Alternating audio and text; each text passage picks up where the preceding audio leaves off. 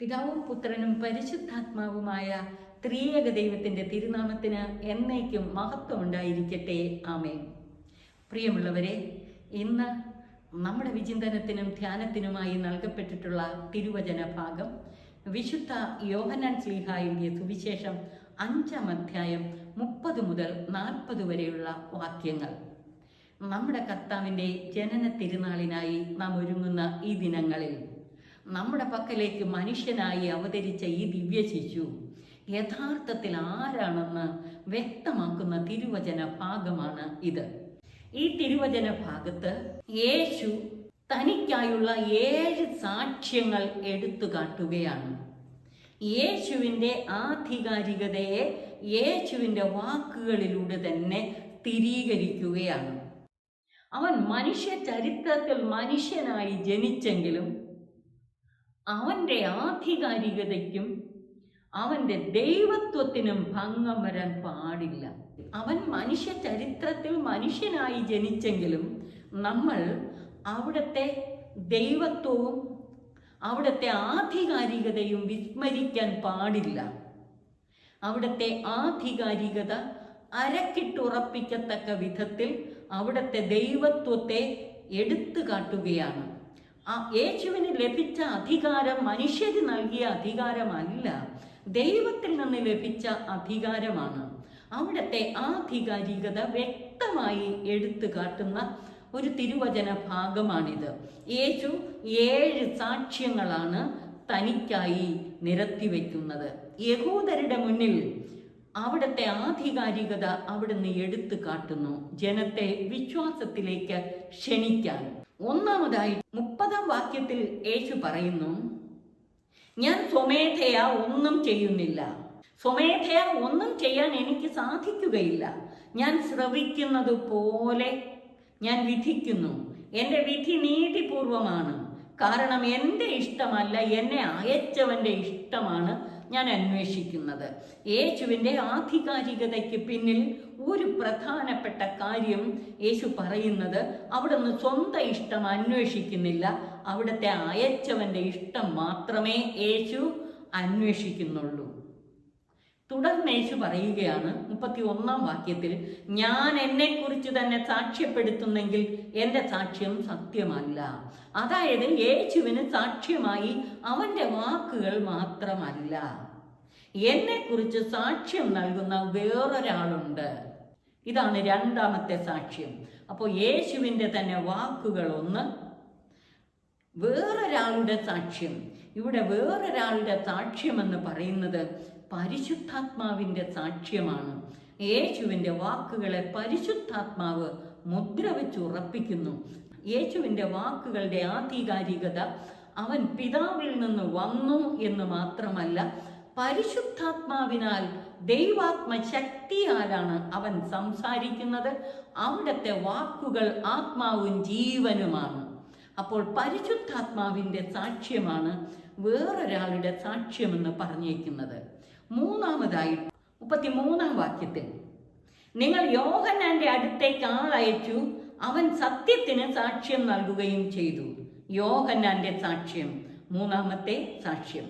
തുടർന്ന് യേശു പറയുന്നു, ഞാൻ മനുഷ്യരുടെ സാക്ഷ്യം സ്വീകരിക്കുന്നുവെന്ന് നിങ്ങൾ വിചാരിക്കേണ്ട. നിങ്ങൾ രക്ഷിക്കപ്പെടേണ്ടതിനാണ് ഞാൻ ഇതെല്ലാം പറയുന്നത്. നിങ്ങൾക്ക് ഉറപ്പ് നൽകാനാണ് ഞാൻ ഇതെല്ലാം പറയുന്നത്. നിങ്ങളുടെ ഇടയിൽ ആയിരിക്കുന്ന ഒരുവൻ തന്നെ നിങ്ങൾക്ക് സാക്ഷ്യം നൽകുന്നു. അതുകൊണ്ട് നിങ്ങൾ അതറിഞ്ഞ് നിങ്ങൾ വിശ്വാസത്തിലേക്ക് വരാൻ വേണ്ടി, അനുദപിച്ച് രക്ഷയിലേക്ക് പ്രവേശിക്കുവാൻ വേണ്ടിയാണ് ഞാനിത് പറയുന്നത്. സ്നാപക യോഹന്നാനെ കുറിച്ച് കർത്താവ് പറയുന്നു, കത്തിജ്വലിക്കുന്ന ഒരു വിളക്കായിരുന്നു അവൻ. അല്പസമയത്തേക്ക് അവൻ്റെ പ്രകാശത്തിൽ ആഹ്ലാദിക്കാൻ നിങ്ങൾ ഒരുക്കവുമായിരുന്നു. എന്നാൽ യോഹന്നാന്റേതിനേക്കാൾ വലിയ സാക്ഷ്യം എനിക്കുണ്ട്. എന്തെന്നാൽ ഞാൻ പൂർത്തിയാക്കാനായി പിതാവ് എന്നെ ഏൽപ്പിച്ച ജോലികൾ തന്നെ, ഞാൻ ചെയ്തുകൊണ്ടിരിക്കുന്ന ജോലികൾ തന്നെ പിതാവാണ് എന്നെ അയച്ചതെന്ന് സാക്ഷ്യപ്പെടുത്തുന്നു. 4ാമത്തെ സാക്ഷ്യം യേശുവിൻ്റെ പ്രവൃത്തികൾ. പിതാവ് ഭരമേൽപ്പിച്ച് യേശു ചെയ്തുകൊണ്ടിരിക്കുന്ന പ്രവൃത്തികൾ, അത് തന്നെ യേശുവിനെ പിതാവാണ് അയച്ചതെന്ന് സാക്ഷ്യപ്പെടുത്തുന്നു. 37-ാം വാക്യത്തിൽ പറയുന്നു, എന്നെ അയച്ച പിതാവ് തന്നെ എന്നെക്കുറിച്ച് സാക്ഷ്യപ്പെടുത്തിയിരിക്കുന്നു. അഞ്ചാമത്തെ സാക്ഷ്യം ഇതാണ്, പിതാവിൻ്റെ സാക്ഷ്യം. എന്നെ അയച്ച പിതാവ് തന്നെ എന്നെക്കുറിച്ച് സാക്ഷ്യപ്പെടുത്തിയിരിക്കുന്നു. അവിടുത്തെ സ്വരം നിങ്ങൾ ഒരിക്കലും കേട്ടിട്ടില്ല, രൂപം കണ്ടിട്ടുമില്ല. അവിടുന്ന് അയച്ചവനെ നിങ്ങൾ വിശ്വസിക്കാത്തത് കൊണ്ട് അവിടുത്തെ വചനം നിങ്ങളിൽ വസിക്കുന്നില്ല. 39-ാം വാക്യത്തിൽ യേശു ആറാമത്തെ സാക്ഷ്യം എടുത്തു കാട്ടുന്നു. വിശുദ്ധ ലിഖിതങ്ങൾ നിങ്ങൾ പഠിക്കുന്നു, എന്തെന്നാൽ അവയിൽ നിത്യജീവനുണ്ടെന്ന് നിങ്ങൾ വിചാരിക്കുന്നു. അവ തന്നെയാണ് എന്നെക്കുറിച്ച് സാക്ഷ്യം നൽകുന്നത്. നിങ്ങൾ പഠിക്കുകയും പഠിപ്പിക്കുകയും ചെയ്യുന്ന വിശുദ്ധ ലിഖിതങ്ങൾ, അതിൽ നിത്യജീവനുണ്ടെന്ന് നിങ്ങൾ വിശ്വസിക്കുകയും ചെയ്യുന്നു. ആ വിശുദ്ധ ലിഖിതങ്ങൾ തന്നെ എന്നെക്കുറിച്ച് സാക്ഷ്യം നൽകുന്നു.